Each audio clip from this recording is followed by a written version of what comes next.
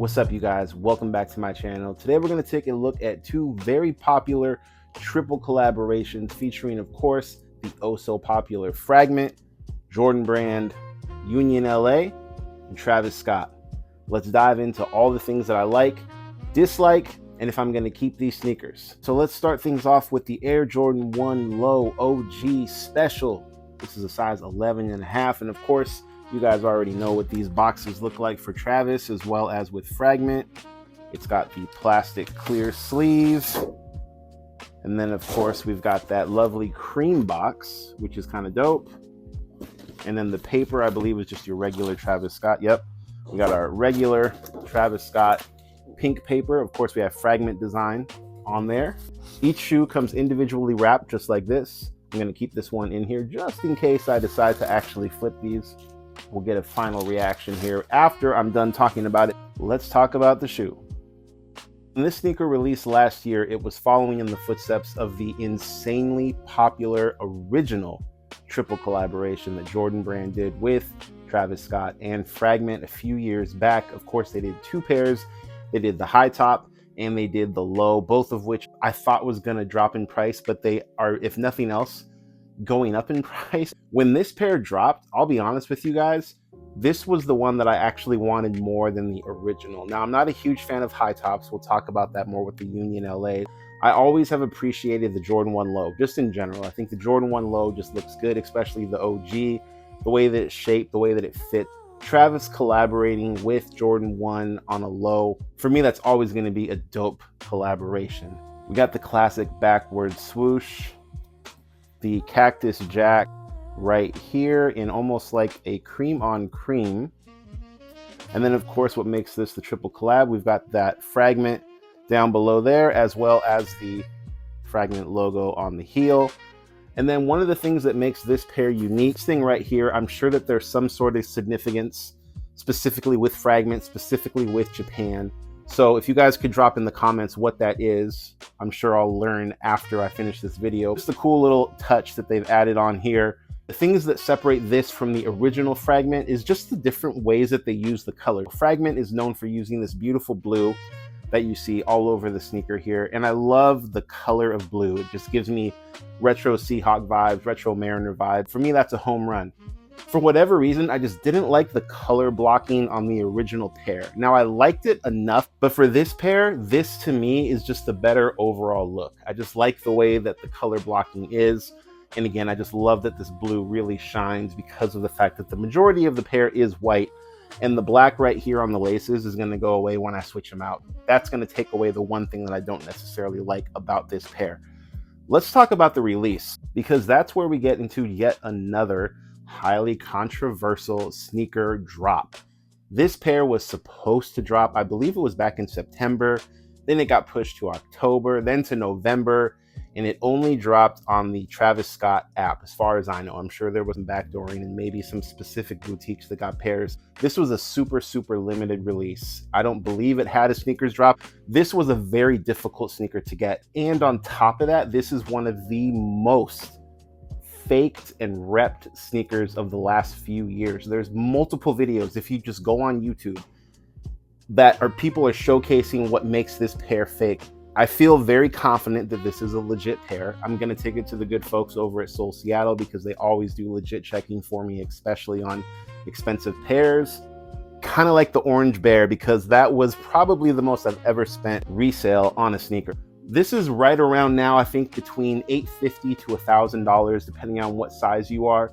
Not crazy for a Travis Scott resale sneaker, but definitely still one of the higher compared to the last few drops that Travis has done. All in all, I really like this pair. I think Fragment did another good job. It's not too much of a change from the original, but enough that made me feel like, yeah, this is the one that I want to add to the collection.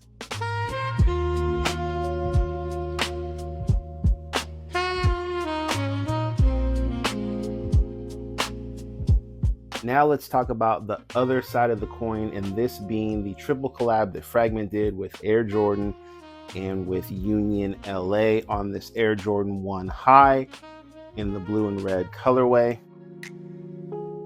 High tops aren't necessarily my favorite thing to wear. I've got bigger legs, bigger calves, It doesn't really look good, doesn't fit great. It has to be a pair that I really genuinely like. For example, the J Balvin Jordan 1 highs. Absolutely love that pair just because the Colores pack, right? I just love the colors that J Balvin did. So with this sneaker, as most of you guys know, Union LA, God, probably 5 or 6 years ago, 2 shoes, if I'm not mistaken, that were insanely popular collaborations with Jordan, and they still resell for a pretty hefty penny.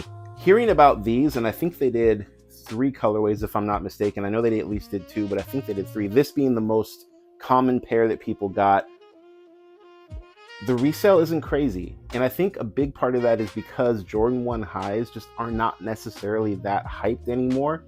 And then on top of that, just to be totally frank, Union LA, a lot of the collabs that they've done since the original Union LA Jordan collabs that they did just didn't really sell well. And even the ones that did originally, like for example, the Passport pack with the Dunks, those ended up dropping dramatically in value. And now you can get pretty much any of those 3 pairs for pretty low.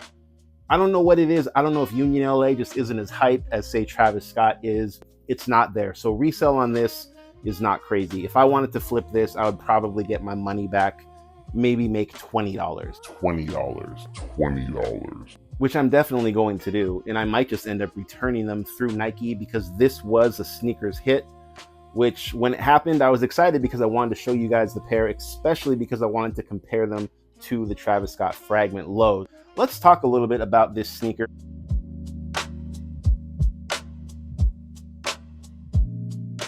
Something that Union LA is known for is that stitching, where they basically are Frankensteining multiple pairs of sneakers together. And it goes all across, even on the tongue, which I think is a cool touch. Again, for this specific pair, it's more just kind of the color palette and the layout that I'm not a huge fan of, but I do like that. I think it's creative. It's basically like they took a Jordan 1 low in the royal blue and they added a Chicago 1 high on top of it. I think that's dope. It's just not necessarily for me. The insole on this is pretty cool. It does come with a couple extra laces, but just nothing that really jumps out at me. Again, I love the colors that they chose. I just don't like the way that it's constructed. So I don't like how it looks together, and I don't like the fact that it's a high top. As far as Fragment goes, we've got the logo right there, wording right there. I just prefer a Jordan 1 low. Let's now put these both in hand and just take one final look at them together. When it comes down to both of these shoes, this is going to be the one that I prefer over this. And it's just how I personally feel about Jordan 1 lows compared to highs. That being said, this I might actually flip. I'm not 100% sold, and the main reason is because while I do like it a lot, the other Travises that I have, I just prefer over this.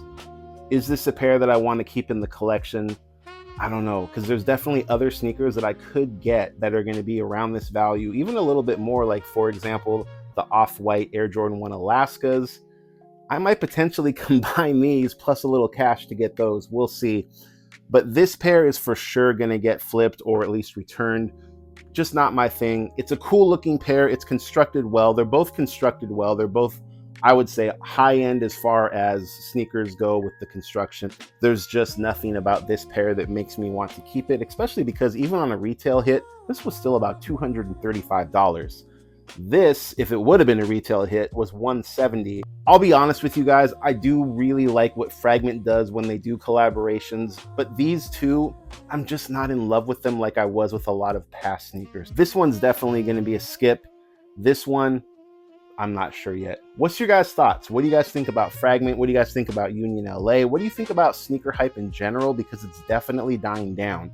Are you still collecting sneakers? Do you have pairs that you really want? Drop a comment below and let's talk more about it. Thank you guys so much for tuning in. My name is Wiz. Peace and love.